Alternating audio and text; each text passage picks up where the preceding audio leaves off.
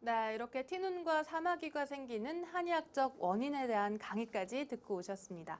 박사님, 이렇게 티눈과 사마귀가 사실 물리학적으로 제거하는 것이 아니라 네, 한약으로 제거가 가능하다고 하니까 정말 놀라운데요. 그렇습니다.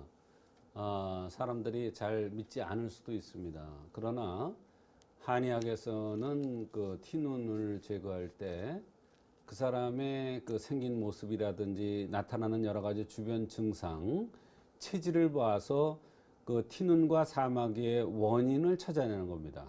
그렇게 해서 그 원인을 없애주면 인체가 좋아지면서 티눈과 사마귀가 없어지는 경우가 많습니다. 실제 임상에서 일어났던 사례를 말씀드리면요.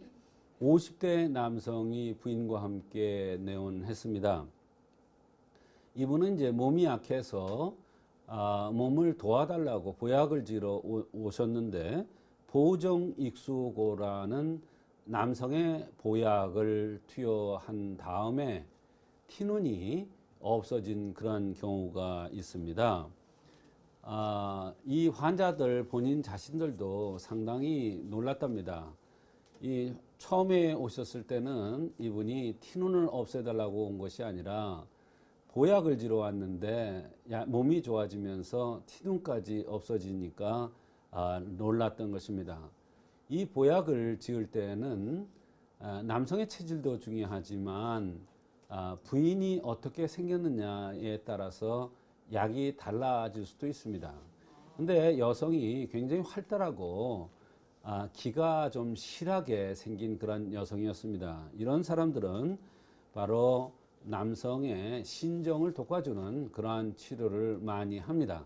그래서 이분에게 보정익수를 투여한 것인데 놀랍게도 이 약을 복용 후에 전반적인 모든 증상들이 좋아지면서 그렇게 속을 썩이고 불편하던 발가락에 티눈이 없어졌다고 고마워한 적이 있습니다. 네, 그렇군요. 보약을 썼는데 그렇다면 티눈이 사라진 원리 어떤 것이 있을까요? 네. 남성은 발바닥에 티눈 때문에 걷기가 힘들 정도로 고생을 해서 여러 곳을 다니면서 레이저 치료도 받아봤으나 그때뿐이고 다시 나곤 했다고 했습니다. 그래서 티눈에 대해서는 한약으로 없어질 거라는 기대가 없었기 때문에 처음 내어놨을 당시에 말하지 않았고 다른 불편한 증상들, 피곤한 증상들만 이 얘기를 했습니다. 그런데 이 한약을 복용하면서 거짓말처럼 티눈이 떨어지더니 몸이 전체적으로 좋아졌다는 그러한 결과가 있었습니다. 발바닥에 티눈이 생겼다는 것은 신정이 부족한 것이 주요 원인입니다.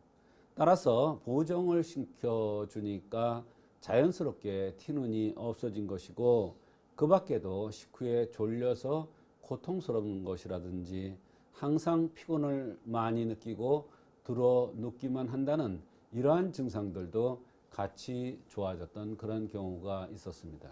네, 치료가 될 거라고 기대조차 하지 않았던 증상이 신정을 보충해서 치료가 가능했던 거군요. 네.